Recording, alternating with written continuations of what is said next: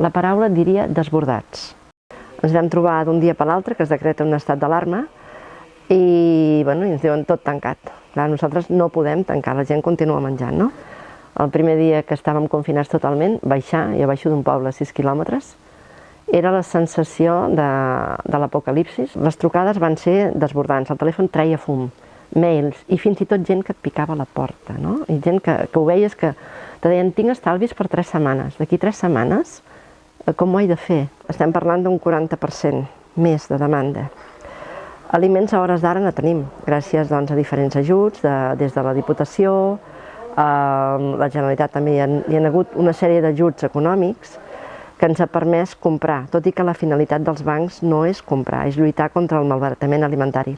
Donàvem del que teníem, no teníem de tot, però hi va haver un equip de voluntaris que va estar aquí cada dia al peu del canó.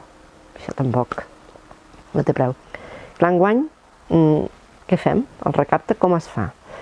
Ja des de començament de juliol es comença a parlar que s'ha de fer via online.